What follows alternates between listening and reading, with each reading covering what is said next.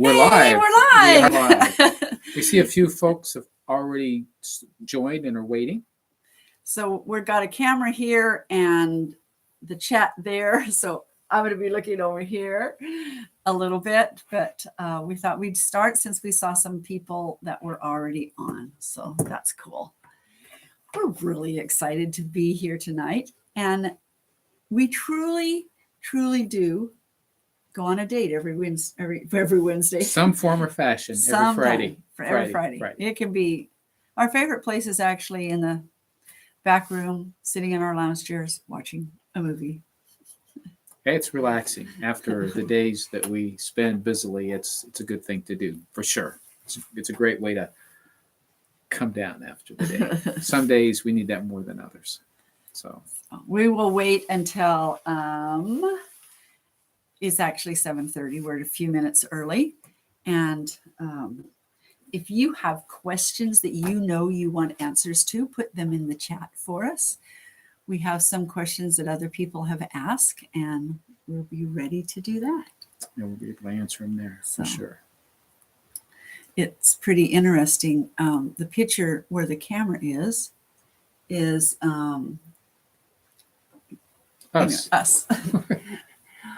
Kier made it. Very good. Hi. So happy that you're here. And Regina. That's so great.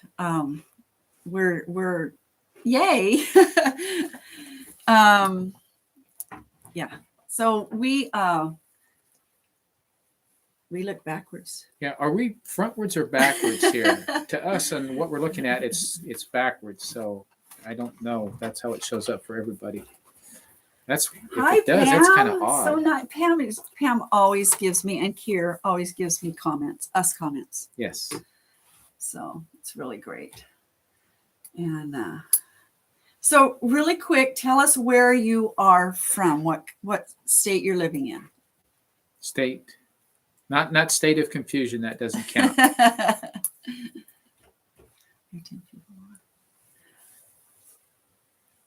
Oh, she said it reads the right way. Good. So we're just backwards to ourselves. That's kind of the case usually, right? Yeah. So that's probably a good idea. Yeah. You can see it better. So let's see. Farming out our backyard is in Ohio. We lived in Ohio for 6 years. And Jean is in Louisiana. And Pam is in Morgan County, Missouri. She's a fellow Missourian. So Morgan. Belva is from Ohio. And Regina's from Texas. And Katie Lois is on. Thank you from Manitoba. That's wonderful. Oh, we're so excited. And we have Ohio on TNT. So this is, Tanya. Okay. Those of you who have pigs are probably familiar with some of what we've been going through. You know, it's been, the snow put a lot of moisture on the ground, and it was froze for a while. Now it's thawing out, and it's still quite muddy. And we had, if you've watched our videos, you've seen that we created another area for the pigs to go in, but their original area where their hut is, and we feed them. They've worked that over thoroughly. I don't think things will grow there for a long time. I'm probably wrong. It's pretty, it'll come back. This is Missouri after all. But anyway, because of the water is seeping down the hill, it's there, and it's extremely muddy. And, you know, I have to go in to feed them. And sometimes it's a struggle to pick my boot up because you know how they get sucked into the mud when they're very deep we enough? Really should video how we do it, because I'm on the outside picking the thing up, because if he tries to dump it in, they are all over him. And we had a feeding station, but it's just not working right now. So. Well, I'm mentally working on feeding station part 2 so that we can have something we can feed them from the outside, because going in is, as they're over 200 pounds now, and he rode one today.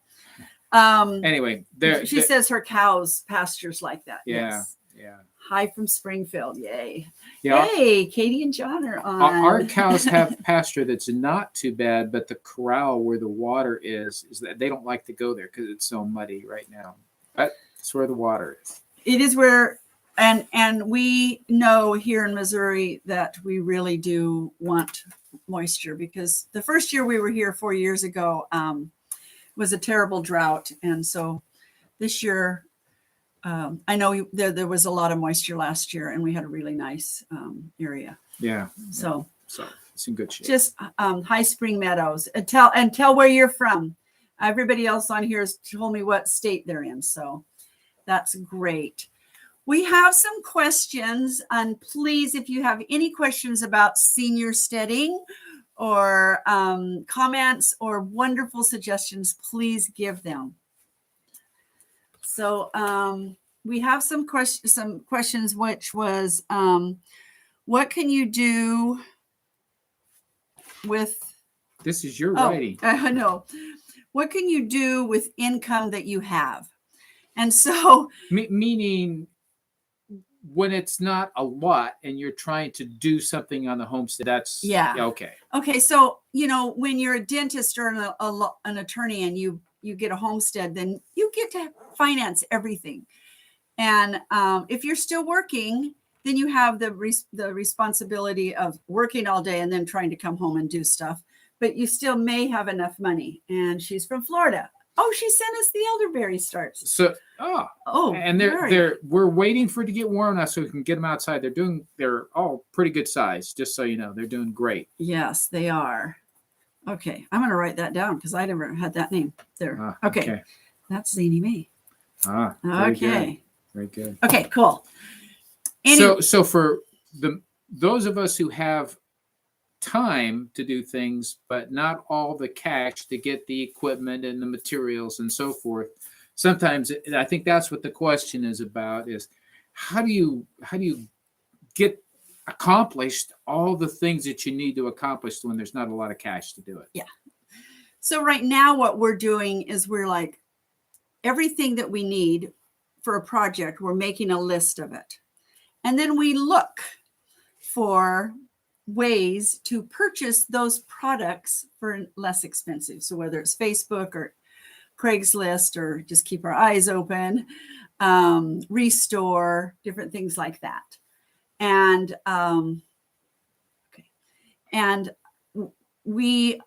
so right now we're judging everything against what compost cost. Okay, so that would have been 2 loads of compost. We're like, can we forego this stuff so we can go get compost? Because last year when we got here late, we missed the compost. It was gone by the time we got it, and we had to pay double. And so this year we are planning to go and get it next week to have it dumped on our great big area that we have plowed. Yeah. So that's one of the things. We've got soil that hasn't been used for anything other than pasture, but it's pretty rocky, so it's challenging to use, and we need more biomass on it, but more soil that seeds can get started and roots can get a good start as well. So compost cost equations. That's yeah. And then Lois said that they have a pencil sugar that we use to put the feed the pigs. Lois, you're going to have to explain that one, because I don't. She probably doesn't mean sugar. I can't see it. But anyway, that it sounds like the kind of thing I'm thinking about. So I can just kind of dump it in it. It slides down. Like a chute down. Yeah, so that's what we need to do. Because those of you with pigs know that pigs are pigs. And when they get to weigh 200 pounds, they don't care if you're in their way. They don't care what's going on. They're after the food. Okay, so you're going to notice something, and so we may as well come clean on it. Come clean? So we're doing our starts in the house because we don't have a place warm enough anywhere else. And in fact, this winter while we were having to wait for our fireplace insert, heating the house, we didn't have it toasty warm all the time. It wasn't bad. I mean, it was livable, but the plants, the starts were struggling because of the temperatures. And so, but it was better than having them outside somewhere where it would have been colder. So we've had them in the house, which those of you who have put starts in the house in the soil, you get those little soil gnats, and they don't stay close to the plants. I mean, there are a lot of them do, but they find their way everywhere. So if you see us slapping at things, it's the soil gnats. So we're like, we're not putting one more plant in this house. We have got to get a little greenhouse out there. We've got to put them somewhere, but we have got to get rid of the gnats because we're upstairs and they find it. They find us. So I wanted to comment. Jean said that, and so we're talking about how seniors can do homesteads, and they don't have, if you don't have the ability to do a cow, then go and find someone who has a processed cow that you can either purchase half for a quarter, or those are out there all the time to be able to look and do that. And that way you're still getting good meat. So there's two situations: no place to keep the cow, or maybe not the money to keep feeding it. Although, if you've got money enough to pay for beef, from what we're seeing, the economics are there. Even if you shared a cow from the beginning with somebody. Yeah, because I went to look at a grass-fed beef the other day at Walmart, and this little piece of meat was literally that big, and it was $16. And I'm like, wow, that's a whole 50 pounds of feed. Yeah.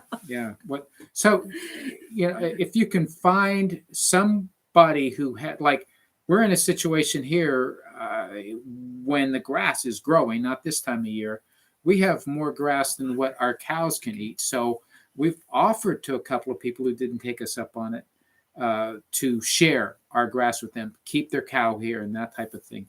I mean, a lot of people have property available where that can be done. So you can purchase a cow or go partial share with somebody and raise it up.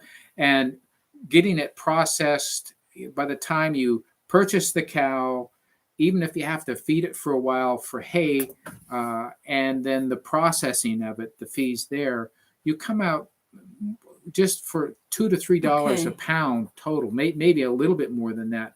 But that's what it's going to cost you for the beef that you get. So compare that to what you're paying for hamburger, even, let alone good cuts of meat that you'd get if you had your own cow processed. It's just that you don't buy it a piece at a time. You're having to do it all up front, and that's sometimes the big challenge. Yeah, she said that the grocery stores right now are really cashing it in. Pam gave us a suggestion. Okay. She said if we put containers of apple cider vinegar around, the gnats will go into them. They're going up tonight. Really? Okay. Okay. We've got apple cider vinegar. So I wanted to say this about the cow. We have our brisket, and we have a process date for September 16th. And somebody asked me the other day, do you want an earlier date? And I said, no, because we are going to have the summer. The summer's free for us to feed them on grass. And that way they grow, and you haven't fed them any feed at all. And so he'll get bigger. He's huge. Yeah, he's going to put on a lot of weight through the summer. Half Century Farm, hello. Thank you for joining us tonight. So we thought maybe we would do a live once a month. I get super nervous before them, so she does. But anyway, this is So okay, cows. Okay, so what we said is you may have to go into debt for your home, like your mortgage. But the thing that we don't want to do, because we've done it before, is go into debt for the things on the farm. So that's why we're like, okay, what can we negotiate? What can we, like, we're bartering 2 coonies for one of our pigs. And they asked us, this is how much it's going to be. Do you want it? And I said, sure. And then we realized, well, wait, what could we barter instead of paying that much money? We got 2 pigs with the idea that one of them was not going to go into our freezer, but would go in somebody else's freezer. So instead of going through that changing cash, bartering with them it's a good. I mean, they love the idea. Yeah. So bartering is always good. Always because good. with their pigs that they have, they're still a ways out before they have any big enough and to process. So getting some pork in right now is good for them. So it works for us. And the Kunis take a lot longer. They take 2 years. Yeah. And they are pastured pigs, so they're not going to. So we'll see if everything that we've heard about them is true. It's going to be a lot less feed that we have to purchase, and it's going to be mostly the grass. They eat in the pasture. The people that are giving to us, they said they don't feed them at all during the summer at all. They eat completely on the grass. So appointments to the butcher are hard to come by. Yes, that's why we did it the month he was born. We said we need 15 months out. Yeah. So, they are scheduling for 2023. That's crazy. But you can always ask for cancellation dates, because I know our friends that said, do you want to do it in June? We're like, no, we want to do it through the summer. She goes, we're going to give up our June date because we want to do it through the summer, and they were going to get on a wait list. So we're just hoping that there is some colder days, because we still have to process the pigs, and 60 degrees is too warm for that.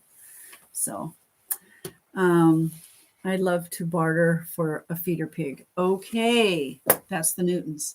Oh, well, we can talk. We absolutely can talk. The next ones we raise probably won't be red wattles. They will be doing a American guinea hog, because they're much more docile. They don't try to trip you or eat you. The red wattle meat is superior. It's so good. Yeah, we really like it. So we'll see. We have a really good friend who raises red wattles, so they're always available. So we will talk. We've been bartering for slots ourselves. Okay. Yeah. Yeah. Okay. So another question is, where do you start with homesteading? Always start with chickens, you guys. That's just where you start. Well, you need to start where you are, but if you're wanting animals involved, fowl and chickens specifically are plentiful, easy, and doesn't take, if you start them as chicks, within 5 months or so, you're beginning to get eggs.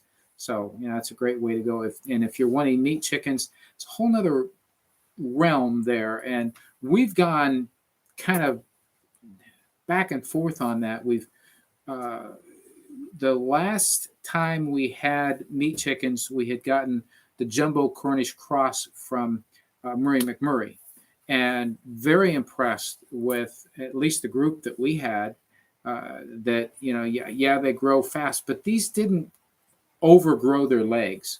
So, we had them in a chicken tractor, and so they were on the ground and moving around a little bit, but they got decent sized, but they weren't grossly sized like sometimes you get with the Cornish.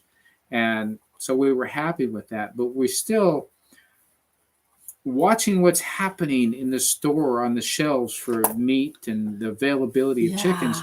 We're becoming more convinced for our food security that we want to have a dual purpose breed where we can get a decent amount of eggs, but also we can hatch a lot of them that then we can turn into broilers for ourselves. So they won't be the big breasted Cornish cross, but hopefully we're looking at a few options to get those that are going to have at least larger dark meat parts that we can make use of. And that's, to us, seems like a good idea, but that way we can have instead of doing 100 birds all at once and put them in the freezer, we can do a little bit at a time as we need them. Okay, so I'm going to address Jean right now. Jean lives in a house. She doesn't live on a homestead right now, but they're looking to be able to get 1 acre on a house, and she wants to know if that's enough. She's going to do some vegetables and canning and chickens. And is that big enough for chickens? Absolutely, that's big enough for chickens. Our daughter, where we were at in Nevada, our daughter had a little tiny bit over 1 acre. Yeah, but they didn't use even half of it. No, and so yes, they had chickens, ducks, and turkey. And the large garden that we had. And the large garden. Yes. So absolutely. And then who was it? Oh, Spring Meadows. She said they started with cows instead of chickens. So, well, and that's what I'm saying. You start where you are. If you know a lot about cows, cows are like, they're the hub of a farm. okay. So do you have to separate the cooking chickens from the layers? If you're getting the Cornish cross, yes, because your Cornish cross are only going to be around for 8 to 12 weeks total. At the most. Total 8 to 10. I mean, a lot of people are able to process them at 7 weeks. And so so they're in a different area. Now, we can tell you, we were super naive the first time we ever did them. And we had them in this tiny little barn area on cement. And we never even seen them before. And we're like, oh, they're just monsters. Look at them eating all day long. They're so weird looking. Yeah, they are. And that's why dual purpose ones, yes, if you're getting a dual purpose bird, then you keep them with dual everybody. Purpose, meaning they lay a decent amount of eggs and they can actually hatch the eggs and they're true to breed, but they're also large enough and provide enough meat that if you want to use them as a broiler, you can do that. So if you've been following my blog at all, a couple of days ago, I had a picture of our Niederheiner chicken on there. She's huge. No, she's not. He is. She turned into a he. He thinks I don't know if he knows he's a male. He tries to crow. He's got to think something's going on. Anyway, he's huge and he's only. Hi, Dolly. Oh, hi, Dolly. Nope, no problem, Dolly. We've missed you, but there's been no problems at all. So thank you for coming. This bird is how old, Jim? Not 6 months old yet, almost 6 months old. And if we were going to process it as a dual purpose bird, we would process it now. And I think it would be very tender. I think so. It's bigger. It's as big as the rooster, who's a 1.5 years old. Yeah.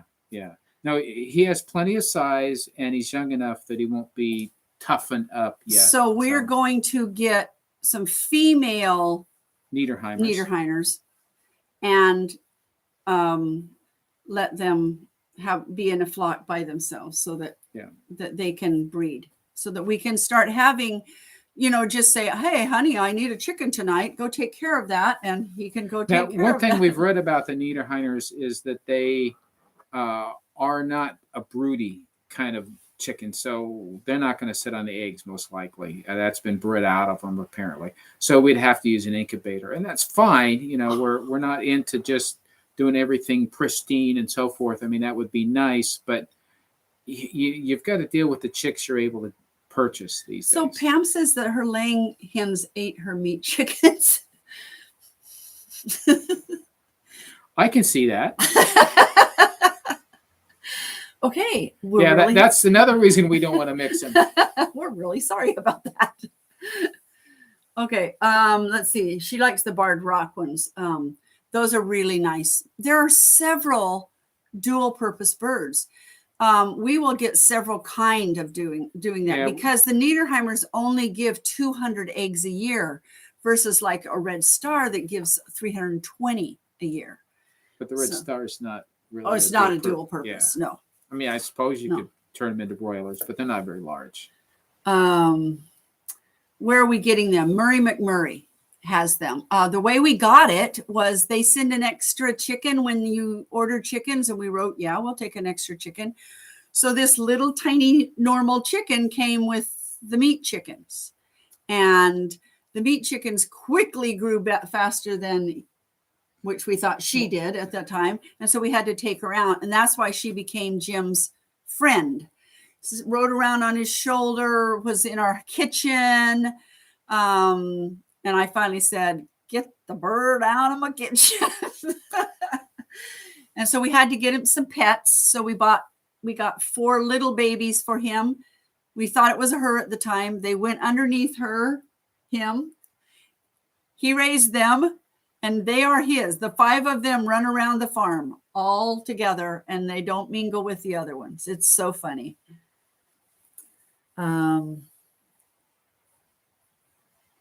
Yeah, it is a different kind of breed. Niederheimer, I believe is the way it's said. It's got 2 R's.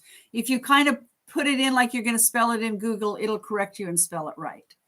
But yeah, just go to the Murray McMurray website. They're a nice looking bird. They really are. They're beautiful. Oh my goodness. At least this rooster is. So they picked holes in them. Yeah.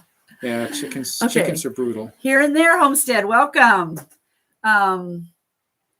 This is Brenda. We butchered 3 bandy roosters this week for our grandson and still tasted great. Okay. Good.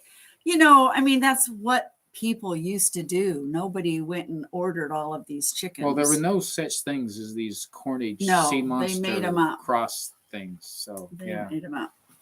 So he is a single father. We have called him a single father several times. He's a very good father. Yep. But one of the babies I can tell is a rooster. I think it's a Rhode Island red. Yeah, that's what it looks like. So anyway, it's bound to happen. No matter. Okay. We got a question is, we get a lot of questions from people that, you know, the wife wants to do it, but the husband's afraid, or vice versa. I'm too old. I can't do this. And so the question is, are you too old to homestead? And so Lois is on here, and I hope it's okay, Lois, that I use you for an example. But Lois and Ron came to visit us when we were in Nevada, and so we got to meet them. Such wonderful people. And they live in Manitoba, Canada. And they had a little lake pond with cabins and petting zoo, and you can correct me on not zoo, but petting place, and did a lot of tourist agriculture stuff. Bless Lois's heart, she kept having health problems, and she was still out there with her walker and with her scooter, but they have just sold their little area and moved into a house, but it has a huge front yard and a huge backyard. And she made sure of that, to make sure that she still had enough room to be able to grow a garden and do what she felt was important to continue the homesteading in the way that she could do it. So are you ever too old? No. Just have to do it different. So. Absolutely. And you can correct me if I said anything wrong, but I love Lois. So she's really cool. So if you have other questions, put them down here and we'll come up with a topic to talk about. That's the 3 questions that I had. So give me some more questions. Well, you know, you touched on one also as you were talking about this one, that sometimes not both spouses are on board, and you know that's always the challenge. And I feel very lucky that for us, this has been our dream since the first weeks of our marriage, and so it's great that we're able to share it. But not everybody has the same dream or is willing to step up to the dream. I mean, it's not easy. Trust me. It's there's challenges, and in fact, even though it's our dream, we don't see eye to eye on how to do everything. That may sound familiar, right? And so there are a lot of discussions about what and how and when. But we do come to some good conclusions, and we get a lot done. But you know, I don't know that there's a good answer of, you know, how do you get your spouse on board, other than, you know, you're not going to push them into it. You're not going to make them want to do it. If you enjoy it, if you really love it, and you're using it in ways that, you know, they can observe, they can see, and they see the benefit of it, it's going to wear on them. And I've heard stories of, I can't remember who was telling us that. Well, I think Lois said Ron wasn't always on board to begin with. Yeah. So, yeah. Yeah. So when we were speaking at the 2 conferences that we did this summer, one in Marshfield at the Ozark Homesteading Conference, one in Marshfield and one down in Bentonville, Arkansas. That's one of the subjects we talked about, is how to get your spouse on board and what to do about that. I'm going to share here and there. It's just too good not to read. So they said that we regularly think we're too old or too overwhelmed. This week, a 9-month-old steer suddenly had to be harvested. They lost 5 layers to a hawk, and their bull got cancer and died, but they're persevering. And Wow. that is true homesteading. Yeah. Oh, so Jennifer says, I'm 47 with a family of 5, and we just got 5 acres in north central Arkansas. Congratulations. Wow. I feel like I'll be doing most of the homesteading, but my honey is on board for me. And what we find is that, there was this the cutest one. It was like, I need you to get rid of those chickens. We've got 5 chickens. They're not doing anything. They're too old. Get rid of them. This is what the husband said to the wife. So she finally got rid of the chickens. A week later, the husband goes, I really miss the chickens. I've ordered 40 more. So it grows on them. That's the thing about animals. I think, if you have a tomato plant or an okra plant, you may not be able to pull somebody into homesteading with that. I mean, those are great. Don't get me wrong. I love them. But when you have the animals, that just something happens to a person when they get attached to the animals. So that's something to think about is get livestock, even if it's little chickens, or I guess it could even be quail, but something that causes that human animal bonding that goes on. It can pull people in. Okay. We have a question of what is the healthiest and the heartiest vegetable to grow? Ooh, this is a question for the nutritionist. Well, I'm going to say I believe in variety. And the bigger variety that you can grow, the better, so that you have more vitamins.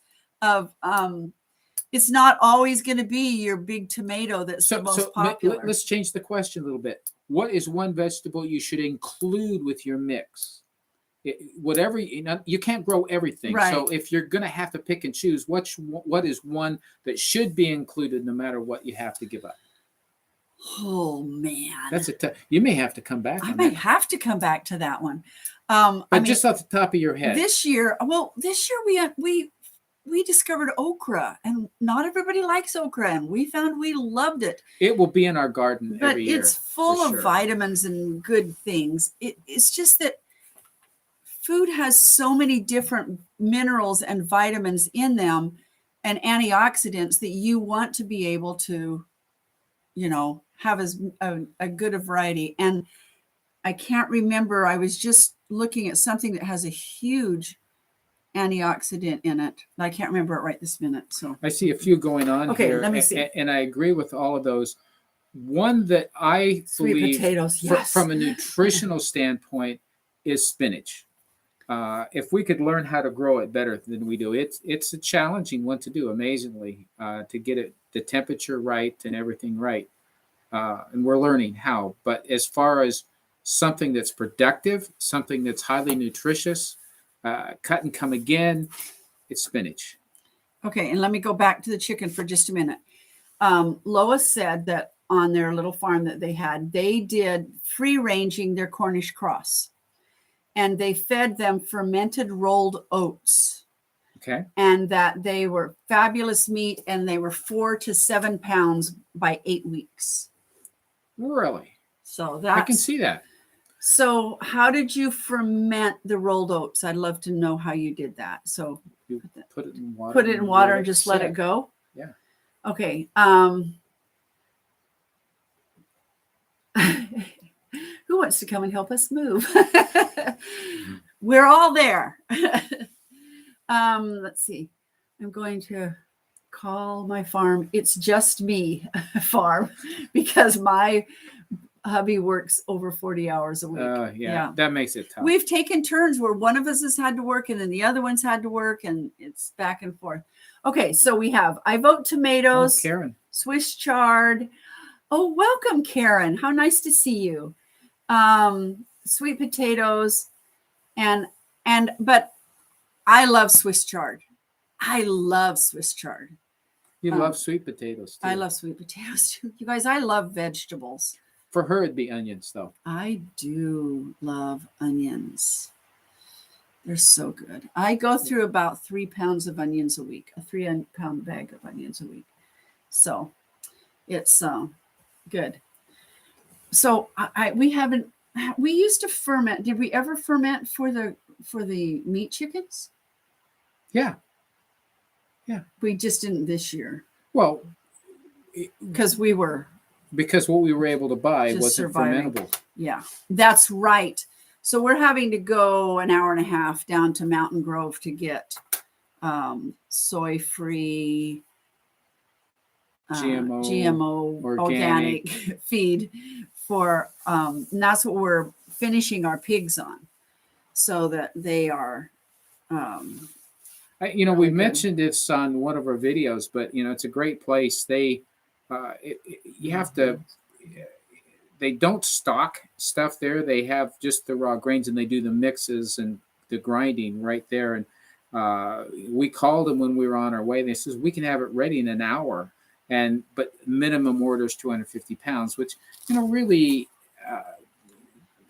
I thought it would be really expensive. It wasn't we that were bad. so surprised. It was like $5 more a bag than in the store. But my point is, one of the challenges, once you start crushing the grains, then their shelf life, every week that they set on the shelf, they decrease in the nutrient quality. So let me welcome Lori Wind in. Thank you so much for coming. And I was going to, tell you, Lois that sold the little house, the place with all the stuff that I was telling you to move to her farm into the city. What she's taking is 4 laying hens, 2 breeding rabbits, and they'll raise 5 Cornish chickens at a time, as well as their raised garden beds. So see, homesteading where you're at. There you go. That's what it takes. Yes, spinach. We're having the hardest time getting our spinach to germinate. Yeah. Well, the temperature range is so critical, and we've been either too cold or too hot, I think, with it, and it's the challenge. I don't know. I'm curious for people who have all kinds of success with spinach. What's your secret? We did in Utah, in that cold climate down in southern Utah. Yeah. He grew spinach all summer underneath all winter, and in the snow underneath the thing, and it was just beautiful. Just seeds right in the ground, didn't even think about it, and they came up. Here we're trying hard, and we get a small percentage germinate and then kind of struggle to grow. So it's we're not doing it right for sure. So seed tape can help. Seed tape. Okay. Yeah. Makes sense. That's what Dolly said. I haven't ever tried seed tape with spinach, but why not? Yeah. Why not? Sure. That would be great. I have trouble with spinach too, but we have a great luck with kale. Yep, us too. And usually with Swiss chard. Right now, I just think we've got weirdness under the lights. So I need to have Katie from the Newton farm. She's the one who, when we moved back here last year, she had raised a bunch of starts and said, come on over. And it's the first time I met her. And then she gave us a bunch of starts, and that's why we even had a garden. So she's got the green thumb. I am growing 3 different kinds of perennial spinach. Really? Oh, do tell. She's in Florida in the heat. So share what you're doing. That would be great to know if you just had spinach that came back. Perennial spinach, Malabar or something like that. She's asking the question. Okay, so tell us what kind of spinach. For sure. My goodness. Malabar spinach. Okay, I guess I need to go look that up. I may have one of those and just not known what it was. Didn't know the power. You know what? I bought some when we went to Baker Creek from one of the vendors there in a little container. And I've never used it. Okay. Okay. We need to give it a try. We will do that. So other questions that anybody else has, so that we always kept our It's right there. oh, okay. We always kept them down to about 30 to 40 minutes, but if we have more interest, we will be glad to keep going. I grew that in California. It's a vine. Asian market had it. Jane W., welcome. Thank you for coming. I have lots of problems with spinach, but kale is okay. But it's not the favorite. You know what? There are different kinds of kale. Because our daughter grew some this year that were they were like straight up and down leaves. I did not like those at all. We finally just gave them all to the chickens. I like the curly kale, and there's some other kale that's good. Like I say, Swiss chard is my favorite. Living in Austria, quite high in elevation. That's where Lori Wind lives. Oh. Well, welcome. I bet that can give some other challenges to growing. Oh, okay. So OKIN, Okinawa spinach, longevity spinach, and British spinach. Okay, so now we have 4 kinds of perennials. Saved, so you don't have to. I'm going to do it again. Okay, very good. I'm writing them down, and I will share them in my nutrition blog. That will be great. You know, that does bring up a question. I don't know how many of you are following Rhenda's blog that she writes, her 365 blogs in a year. But you know, it's a mix of what we're doing, but also some nutritional hints. If you've seen things there that maybe perk some questions or some questions you have that you'd like to get answered, now's your time to get your 2 cents in. Because if she doesn't know the answer, she'll research it and get it in there. She's always looking for topics to I have use. a great quote that goes with the t-shirt. Take a step back and acknowledge all the things you now have that you once only dreamed about. Thank you. I love it. I love it. Thank you. The frost will take them down, but they come right back. Oh, so like what is the stuff we have out here? Comfrey. It is nothing, and then it'll just we go thought it would never go away, and then the hard frost hit. And then I have one. Okay, so I grew chia just to see. It's still out there. Really? Did it finally die? I think it did. Oh, okay. Lois, fermented oats. I cover the rolled oats with water and let it soak for 24 hours. I have 2 pails going as the summer goes on. Yeah. Okay. We used to do that. So Maribel is very tasty. Okay. Too. So I'm going to go get me some of that. Baker Creek has lots of lovely greens that work during the warmer months, Dolly says. That spinach and lettuce bolt in. Okay. Cool. Good to know. Hello from Mississippi. Hi, Patty. Thank you for joining us. The post pounder, the link is in the video where we showed it. Down inside the show notes is where it's located, but the company is the Titan company. It's located here. The post pounder? The post pounder. Okay. That's what they're asking, yes. Right? The post pounder. The company's here in Missouri. We actually bought it on Amazon, and the link we have in the show notes is in the show notes for there. They have a couple different sizes, so it really depends kind of on the sizes of posts you want to do and how much you want to use it. They have smaller ones than ours and bigger ones than ours, so kind of a range in there. But we're impressed with how well it works. We're looking at the wrong thing. I'm seeing my eyes. Yeah. I'm looking right at myself. So, but yeah, it was kind of awesome. We've really liked it. And we just started using it. We've got our perimeter fence.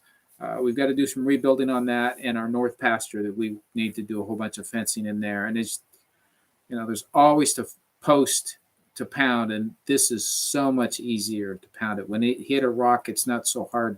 You just kind of let it run for a while. So Barb just joined us from Maine, and she says that she's having growing withdrawal. Spinach is an issue here for them as well. So, okay, we're tackling spinach this year. Okay, we're going to solve spinach. Absolutely. Yes.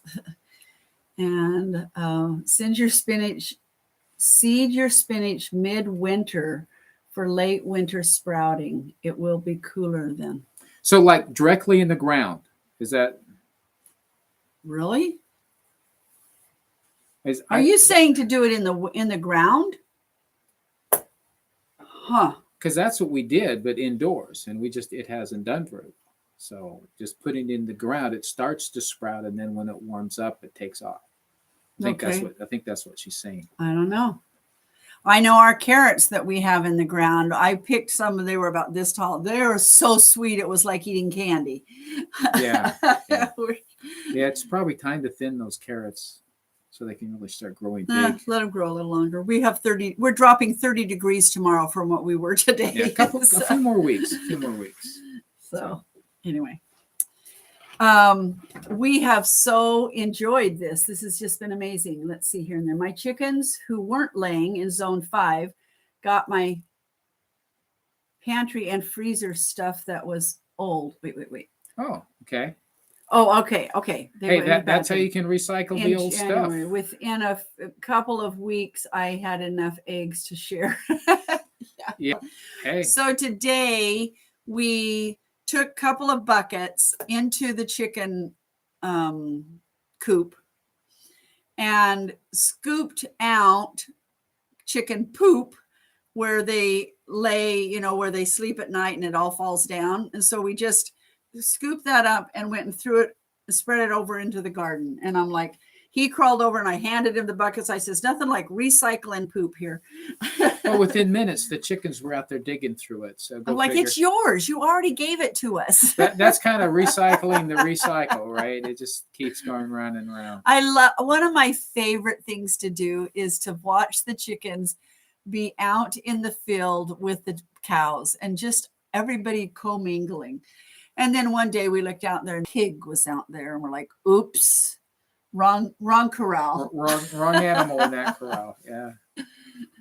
So, let's see. Still learning how to grow. Freedom Foods Farm. Hello, welcome. And chickens helping you. Yes, the chickens help tremendously. Chickens are helpful and our pigs. So when we had the NRCS lady come the other day, she goes, I said, now we've got a field ready to put our elderberries in. And she goes, so you have it all plowed? And we're like, well, not quite. The pigs plowed it first and we're waiting for it to dry out enough so that we can go put it in. But the elderberries are ready. Yeah, it's time. So as soon as it warms up a little bit more and the ground is dry enough to get out there, we need to get it ready. So that's great. What are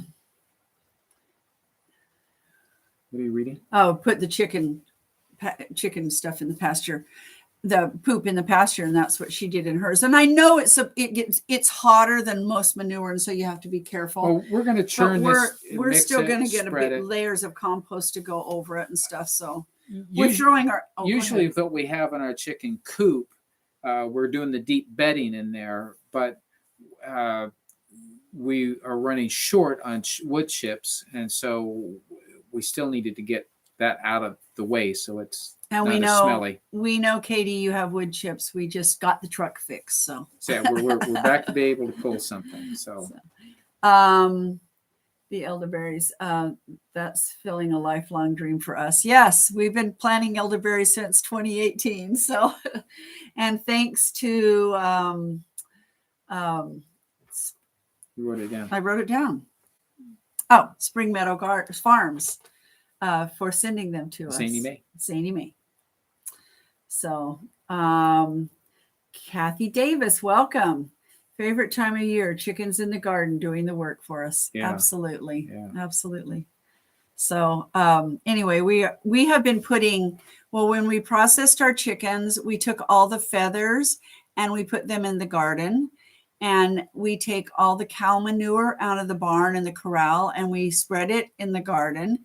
And we've been just, I mean, it's just been spreading like this and this and this. And then we'll just go and put everything over, all the compost over the top of it. But anyway, when she was here, she was asking us, all the different things that we had been doing to prepare and to get ready. And it was fun to share. And because she has her own farm and everything. So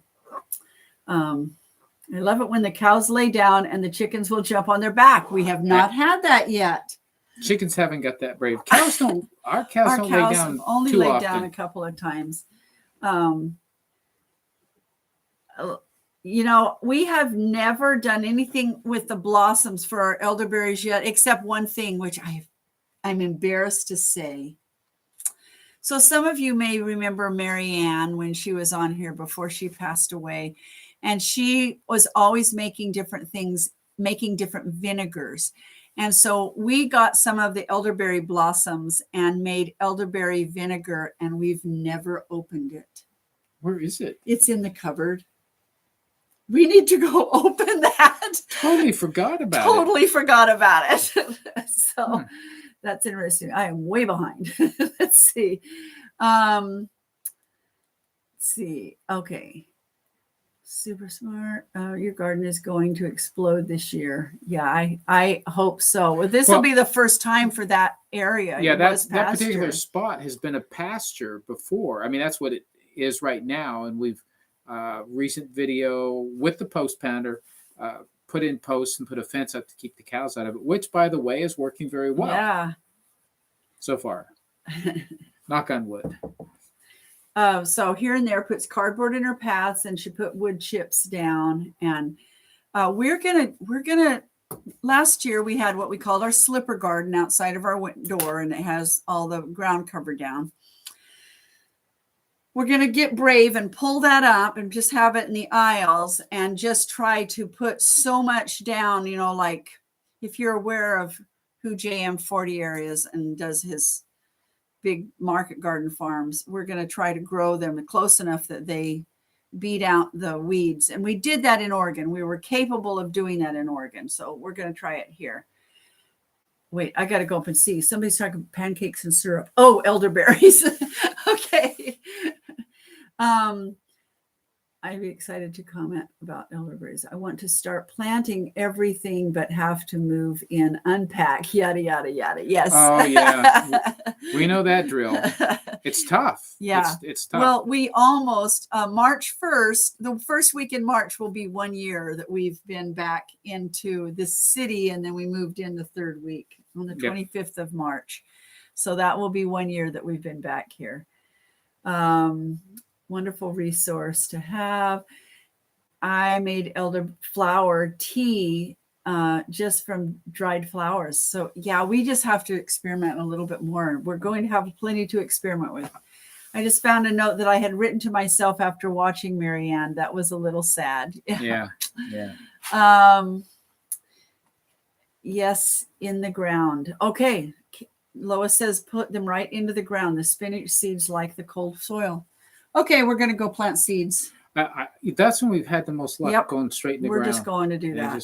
Mother Nature knows best. So what we're doing with our garden that's right outside of our kitchen now is that's going to be all of our short crops. So it's going to be the beets, the kale, the spinach, the lettuce, everything that's short, so that it doesn't, except that we might put an okra there, because we're afraid if we don't put the okra there, we won't catch it. You gotta keep your eye on the okra. So they go from here to here in a day.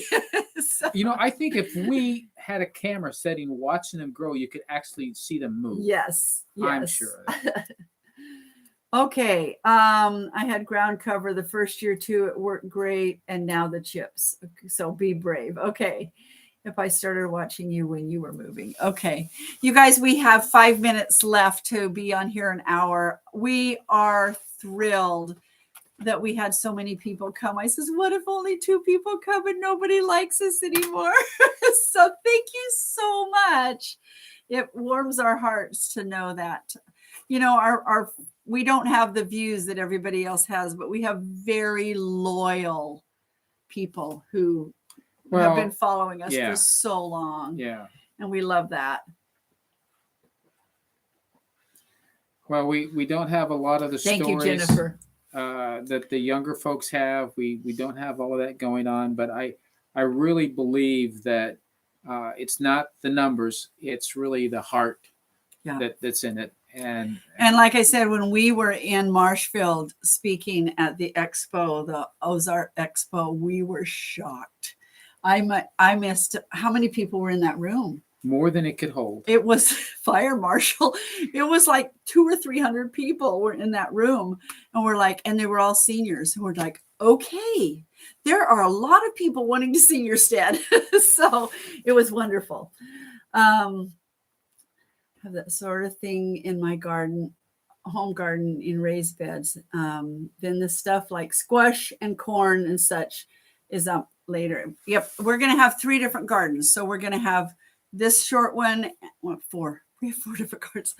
Not to also the elderberries and strawberries. Yeah. So that would anyway, be 6. We're going to have a sprawling garden that's just behind the barn. It's just like that's where the sprawling things stuff, can go crazy. They can go wild. I have that. So I've enjoyed your Friday night date. Well, thank you for joining Thanks us. for being part of it. We appreciate we have just had such a good time. I came in late because I am babysitting grandsons. There we go. I will rewatch. Y'all are inspiring. Thank you so much. I was so bummed to miss you guys when you were so close. Yeah. Well,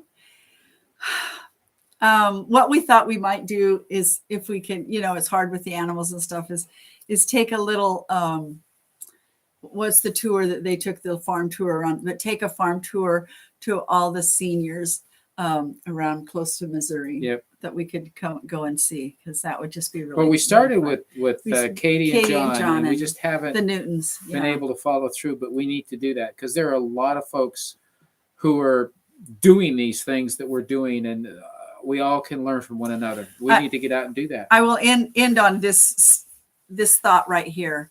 Joel Salatin was always, before the big homesteading movement started, all of his books talked about, we need the young people to come in and garden, and we do. But he says, because all the seniors are quitting. And I'm like, there is a whole movement of seniors that are finding the joy of being able to grow. And you guys, it's so good for our health. It's so good. It just keeps us alive. It's wonderful. Somebody else taking care of 4 little grandkids. So yes, I think we'll probably do this in a month. Okay. All right. So thank you so much. We appreciate you being here, and it's been a joy. Thanks. Take care, everybody. Bye-bye. I got to end it right here. Yep. Come to Maine. You can help shovel snow. It